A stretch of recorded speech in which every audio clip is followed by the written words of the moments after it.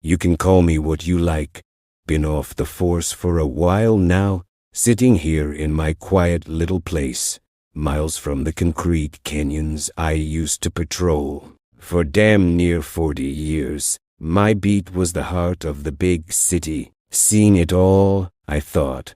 Murders, robberies, cons so elaborate they tie your stomach in knots. Every case, no matter how grisly or twisted, always came down to facts, evidence, human motives, greed, jealousy, anger, the usual suspects. Never a ghost, never a ghoul, just people doing terrible things to other people, or bad luck doing terrible things to good people. The city, see, it grinds you down, but it also sharpens you. It teaches you to look past the smoke and mirrors, past the panic and the headlines, straight to the ugly truth.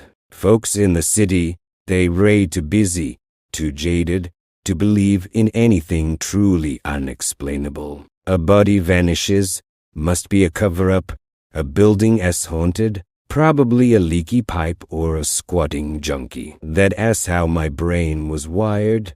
Logic, pure, unadulterated logic. It asks what kept me sane, I guess, when dealing with the insanity of human nature. But every now and then, a case would pop up that just stuck with you. One that, at first glance, made you wonder if maybe, just maybe, the world wasn't as neatly wrapped up as you thought. These weren't the big, flashy cases that made the evening news.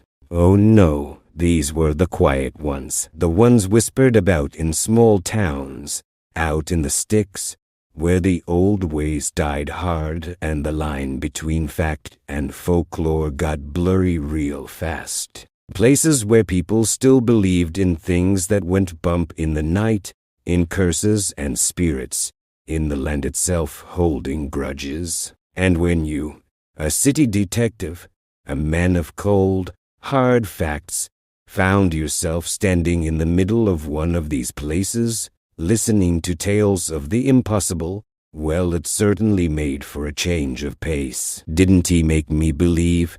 Mind you, just made me dig harder, look closer, because where folks saw phantoms, I always found something far more concrete, usually far more chilling.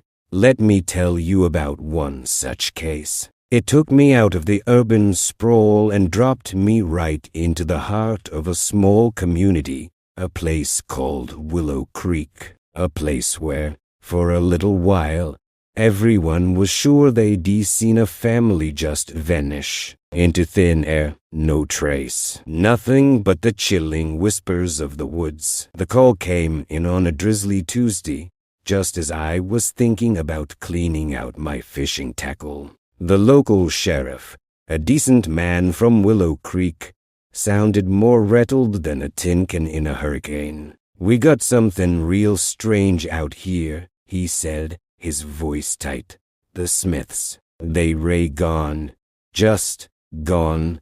The Smiths, a perfectly ordinary family. Parents, their two kids, a dog, lived on a quiet, isolated farmstead on the edge of the vast national forest. The sheriff told me their neighbor, an elderly woman, had gone over to borrow some eggs and found the front door ajar. Inside, a half-eaten dinner on the table, lights on, TV flickering, but not a soul, not even the dog, in sight. No signs of struggle, no forced entry, just an absence, like they'd simply stepped out for a moment and never came back. When I got there, Willow Creek was buzzing like a beehive that just got kicked. Every local with a pickup truck was out, scratching their heads, muttering about the forest. See, that wood has a reputation,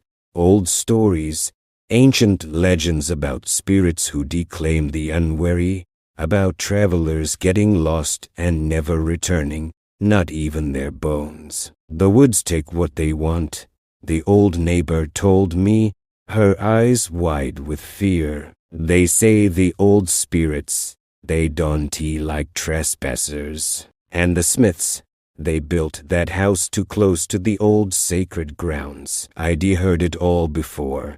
Every small town has its local boogeyman, its convenient explanation for what folks can't understand. I just nodded, let them talk, and started my work, while the deputies were combing the fields, shouting into the trees. I was inside that farmhouse, looking for facts. The place was neat, almost unsettlingly so, no signs of a struggle, as the sheriff said. The food on the table, it wasn't cold from being left for hours. It was still warm. A glass of milk half drunk, a book open on the armchair. It was as if they'd been there one moment and dissolved the next. I checked the perimeter, no tracks in the soft earth, no broken branches in the woods right behind the house. No tire marks on the long gravel driveway that didn't belong. Nothing. Maybe they just went for a walk, the sheriff offered, though he knew better. No one leaves a half-eaten dinner and an open door for a walk. I knelt by the fireplace. The ashes were cold, too cold for a fire that had just gone out. I ran my fingers along the mantelpiece. Dust. But on one corner, near an old vase, a tiny, almost invisible smudge of dark, greasy residue. It wasn't much, but it was something out of place. I also noticed the air, not musty, not dusty, but there was a faint, almost sweet, cloying odor I couldn't quite place. Like rotting fruit, but not quite. It was subtle, easily missed amidst the general smells of an old farmhouse. I chalked it up to something spoiled and moved on, but kept it in the back of my mind. The next few days were a bust. Search parties found nothing. Dogs lost the scent at the edge of the property, acting skittish, as if they didn't want to enter the woods. This only fueled the local legends. The woods don't want to give them back, folks would say. Their voices hushed. The sheriff was getting desperate. He even called in some self-proclaimed paranormal investigators who walked around with fancy gadgets, muttering about negative energy fields and vortexes. I ignored them. I went back to the house. Again and again, I traced the property line, examining every inch of the forest edge near the farm. That ass when I found it, about 50 yards into the woods, just past the property line, partially hidden under some dead leaves, was a small, almost perfectly circular patch of scorched earth. It was roughly 3 feet in diameter, like something hot had sat there for a while, not a campfire, too defined, and it radiated a peculiar, faint chemical smell, that cloying odor from the house, but much stronger here. This was no spirit. This was science, or, at least, chemistry. I got some soil samples from the scorched patch and some air samples from the farmhouse, specifically from that spot near the mantelpiece where I'd found the residue. Sent them off to the state lab, pulling a few strings to get them fast-tracked. While I waited, I looked into the Smiths' lives. No enemies, no debt, perfectly normal, except for one thing. The father, Mr. Smith, had recently inherited the farm from his eccentric uncle, an amateur chemist who tinkered with all sorts of strange inventions in an old shed out back. The shed was locked up tight, and the uncle had a reputation for being a bit of a recluse. The lab results came back.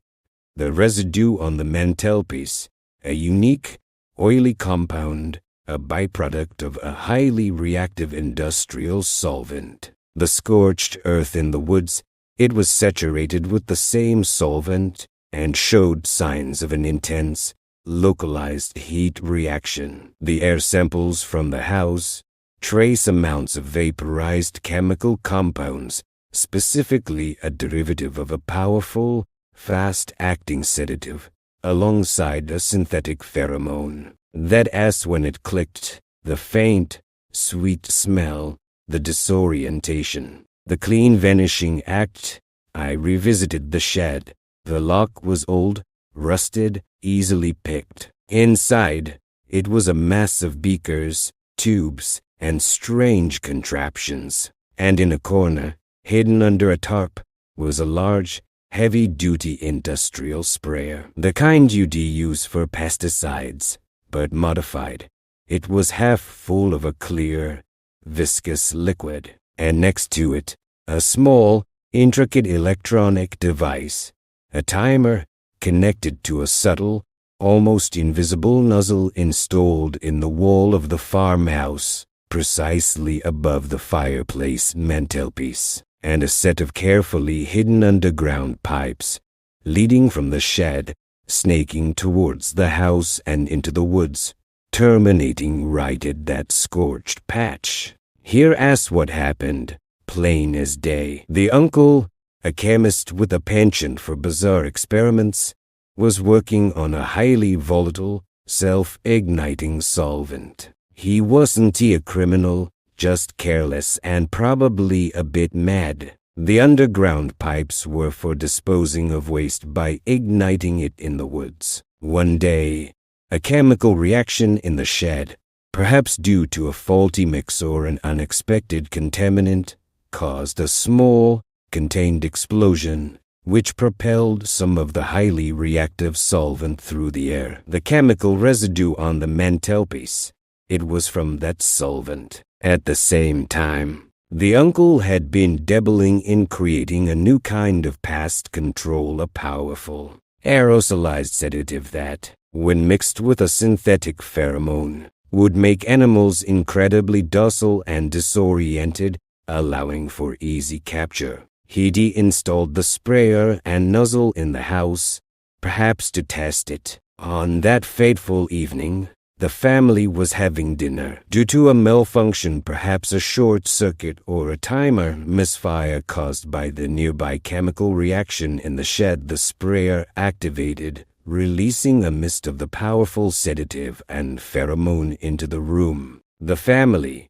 affected almost instantly, wouldn't he have felt pain, just extreme drowsiness and disorientation. They likely stumbled out the door, perhaps seeking fresh air, drawn by the synthetic pheromone in the direction of the woods, the same direction the uncle's disposal pipes led, and that scorched patch in the woods, not a portal. It was the site of a spontaneous combustion. The uncle, disposing of some excess highly reactive solvent through the underground pipe system, caused a flash fire when the solvent made contact with certain elements in the soil, creating the perfectly circular burn mark. The family, disoriented by the chemicals, had simply wandered off into the vast, dense forest, unable to find their way back, and succumbed to the sedative. They weren't